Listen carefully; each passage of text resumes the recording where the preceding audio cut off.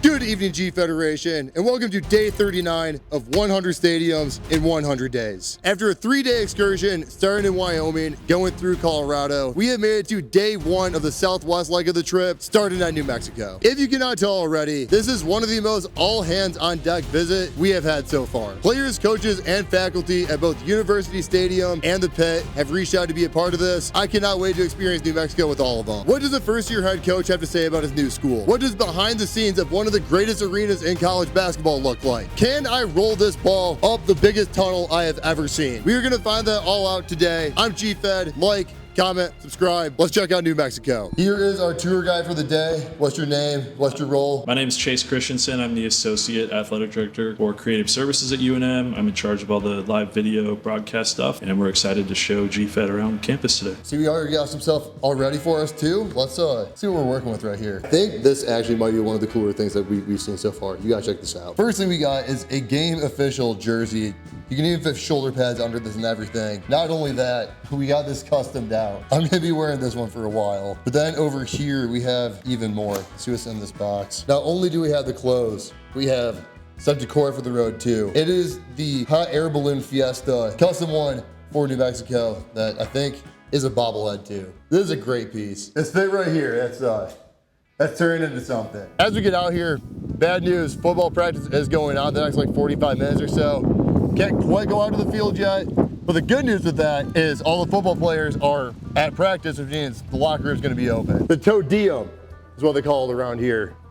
That's a little howling wolf outside.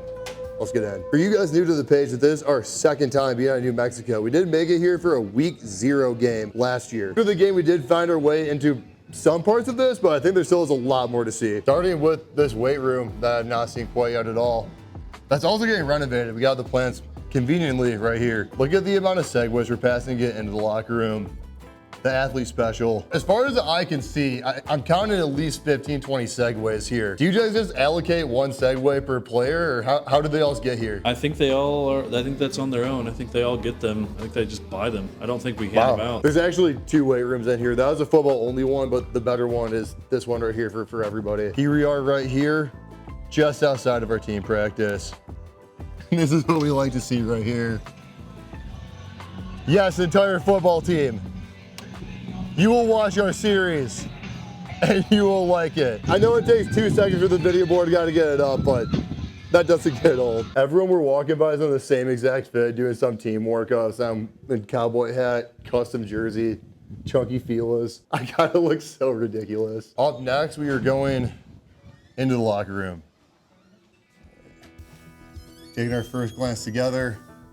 2 really cool things in here to me. The first thing, we just saw the New Mexico Bowl trophy at Colorado State. It's hosted at New Mexico every year, and they have a graphic of it in their locker room. And the next thing we have is right here. I don't know what's going on right here. What is this we're looking at right here? So this right here is called the Chili Roaster Trophy. It's a traveling trophy. New this year, New Mexico State. We haven't had a traveling trophy in 30 years probably. And Coach Eck, that was a big thing for him, is how important traveling trophies are for rivalries. And we didn't have an official one, so the student sections for both New Mexico and New Mexico State came together, and we have the Chili Roaster. So we won the first one 2 weeks ago, and hoping to keep it here for many years to come. From here, we're gonna go upstairs to the rest of the facility. I think this might be the best looking part so far. I love the thread setup. If you notice one of the threads that stands out, it's a turquoise one right in the middle that still has not been used for a game day yet. First time it's gonna be worn since the 1970s, and I am so excited for this one. I love a good tertiary color uniform. Those always hit. Football offices up next. Right here is where the head honcho stays, or the secretary, one or the other. And right here I find really interesting too. Seems like this is about the Brian Urlacher Shrine. You got all of his accomplishments right over here. Who I just found out played safety at New Mexico, not middle linebacker. I already mentioned that to some people, and I'm currently getting clowned. He retired from the NFL before I was in high school. Cut me some slack. From here, we got the coach's offices this way, and then across the other side, team room this way. This area I actually have been into before. I know my way around a little bit. Get a good feel for it right here, and actually in this corner, I found the old New Mexico versus New Mexico State trophy. Based on the plaques, it looks like this went from 1993 to 2000, and since New Mexico won the very last game, they just kind of kept it forever. Almost forgot to talk about the New Mexico Bowl here too. 2 more New Mexico Bowl trophies. Love it. Never know what kind of old relics you're gonna find in a facility. Right through here, we're passing by our NFL wall. This is actually the first NFL wall I've seen that doesn't have every single team up in a list. We do have a list of player award winners that goes all the way back to 1992 right here, but I almost like this better for the NFL wall. There's a lot of G5s that don't have the same amount of NFL players that most of the power conferences do, and they'll have the same name down for like 5 different teams because they played for like 5 teams in 4 years. I think this is a little bit more tasteful. And although I don't see him up here, the most notable NFL guy from New Mexico right now, probably Ja'Cory Krosky-Merritt on the Commanders. One more thing in this section, gonna be 1 floor up. That's gonna take us to our end zone club. Also while we're up here, really good view of the practice fields, really good view outside. Should be able to get one more view of practice as they wrap up right from here. This is actually a very good view of the whole stadium. Kind of got the main indoor seats right here, but also on the outside. These seats belong to the club too. We're about wrapped up with practice now. Let's go out here and greet everybody. What's up? What's up? I just lost my cowboy hat in the wind. Hopefully I didn't embarrass myself too much already. You came to Idaho when I was there. I did. You got your jersey and everything? You got geared up? Yeah, we're ready to go. Having a good time in Albuquerque. 100 stadiums, 100 days. That's the goal right now. I appreciate that. How'd you get this idea to do this? So I did the walk-on challenge you saw at Idaho. I did that all over the whole FBS. I've been to every FBS stadium except Hawaii doing that. And that was a pretty high bar to set. I wanted to expand my brand, do something a little bit different, and get people involved at every stop of the way that I can. So figure to let people know where I'd be, do it for 100 straight days, and going back and forth to Chicago where I live right now, and just kind of go from New Mexico to UTEP to Texas Tech to Jacksonville and string it along like that. Oh yeah. Appreciate you stopping by, man. Yeah, thank you. I like this guy because he came to my office was open. He didn't steal my wallet when he came into the Kimmy Dome. So I've always liked my man here. Just got spoiled by some great news. I'll go inside. We're gonna be in a little bit more controlled environment right here. Gonna say hi to the team really quick. Then we got one more spot to see in the football stadium before the pit. Actually gonna do team dinner with the guys right now. It's pretty cramped elevator to get everybody, but we in here. So we're with the punter right now. I haven't talked to an Australian punter before. What is the process to get you from Australia to New Mexico? The generic route is to go through Pro Kick Australia. They'll find a school that's a good fit, come across and earn your spot and play. That's pretty much it. And when you find your spot, did you go to a few different schools before you went to New Mexico, or did you just get placed by somebody say you're going to Albuquerque? It depends on the punter. Like if you're a high pick and you're a high wanted punter, you might have a few more offers. I had a couple of offers that didn't come through, but this was the right place for me to come. Does we got some friends up here? We're actually gonna get some help getting some filming done. I'm not trying to hijack anybody's meal right now, but we got some salad, some fruit. I think that's fettuccine Alfredo, some more pasta, some more chicken. Oh yeah. Living large up here, guys. I love to see it. What do you got there, coach? Run us through it. Yeah, you know, I got a little Caesar salad, a little pasta. Oh yeah. Oh yeah. Okay. This exercising championship behavior. Type shit. This is like a paradise. So I only found this out a couple of weeks ago. Let's see if the big man knows. What's a Lobo? That is a form of a cougar, right? It's like, it's a form of a cougar, right? A Lobo is not a cougar. No, it's not. It's a different way to say a basic animal, though. Like, it's a Hispanic way to say it, but it's not a cougar. It's, I'll give you a tip. Wait, no, I'm so dumb. It's a wolf. It's a wolf. Yes. We might need to burn that one. Would you like some food? You can eat with us. Okay, they're gonna let me actually eat. We're gonna dish something up. They told me I can take the food, so we're gonna do it. There we go. We're with the team fully now. I am so low on fruits and vegetables 40 days into this. I think this is everything I need. As I get to the table too, we're back with Coach Eck. I'm learning the team rules right now. There's no has in team meals. The cowboy hat does not stay on. Championship behavior, G-Fed.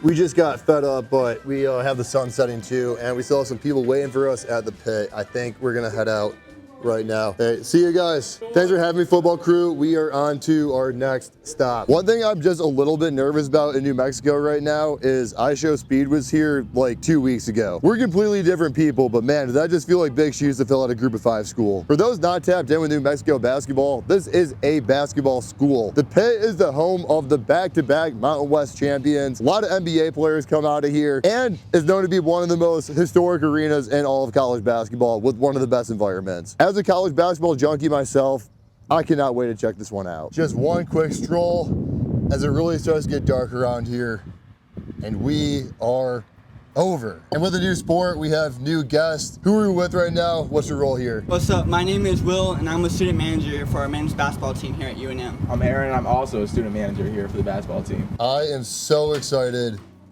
to be in the pit. You guys know we love college basketball here. This is one of the best mid-major, maybe the best mid-major gyms in the country. I'm excited to see. I mean, you can already tell walking in, we just glazed past like 30 plus postseason appearances.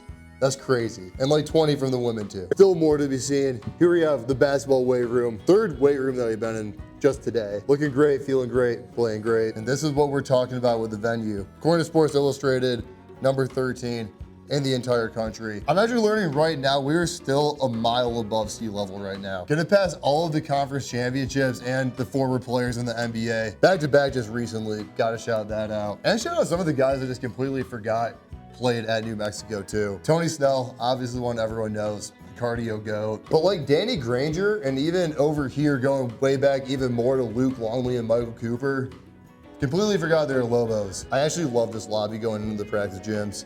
This is fantastic. We're gonna start this off going into the men's locker that already has their Christmas decorations up. Might be a little early for that. Love the branded couches. Love the Mountain West championships back to back on each side as decoration. I had no idea the Mountain West changed their trophy year to year too, just finding that out. While we're in these offices too, one thing I wanted to bring up, the head coach for New Mexico this coming year is Eric Olin from the UC San Diego teams last year. As someone that watched even one game of UC San Diego play basketball last year, I am so excited to see this team at New Mexico. A lot of running, a lot of threes, gonna be my brand of basketball. And here's Big Boss right here.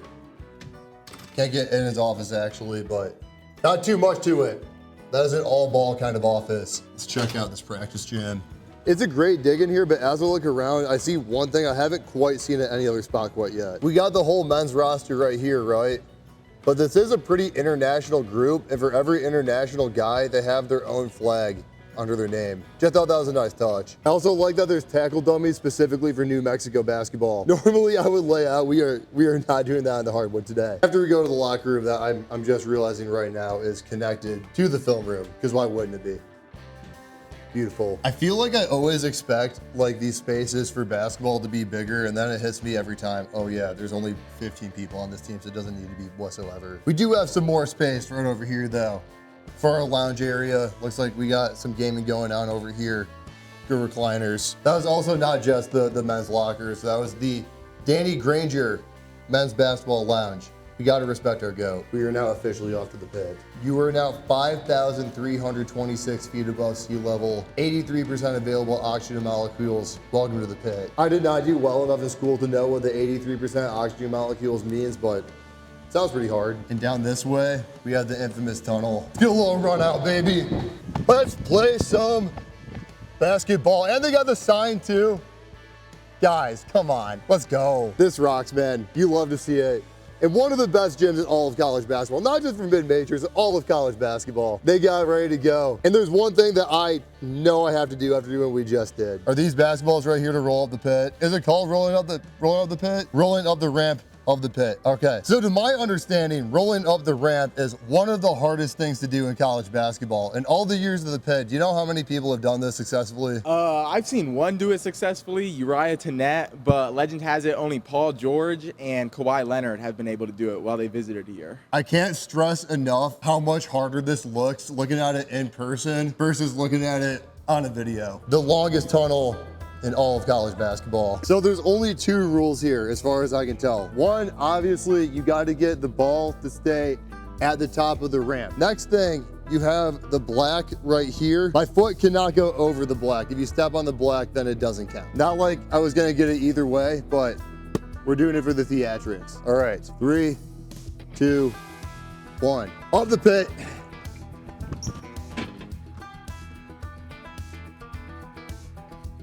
Honestly, they got 3/4, maybe. All right, one more try.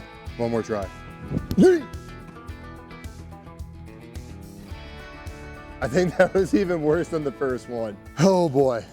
Oh boy. Since the stadium is what the name is, it is just a pit for pure hoops. I don't think there's gonna be that much to see in the concourse and above, but we're gonna check it out anyways. The more I walk around this place, the more this feels just like the Viejas Center at San Diego State. Same red seats, same pit style seating, about the same concourse setup, same conference, for now. I actually can't think of even two basketball arenas that are this similar to each other. They're both fantastic though. This is not a slight in any way. This is how you want to set up a basketball arena for sure. Right here, we have the logo wall. We got a lot of options right here. I need from the Lobos themselves. What's the best logo you guys have had? My opinion, I think that this one's the best. And I got to go with the classic cartoon design. That's a little bit too much NC State. I actually got to go with the new one. I think the current one is actually really, really good how you have it right now. Maybe more of a half court logo than a football helmet logo, but still, come a long way from this guy. We all know the old men uniforms is crazy, but have you seen an old women's basketball uniform? This is what New Mexico's women's team wore in a game like 100 years ago. And actually, they were the first team on campus for basketball before the men even came around. Really some great history everywhere around here. 1983 Final Four, big team for UNM. And of course, there's no banners because these ceilings are so low.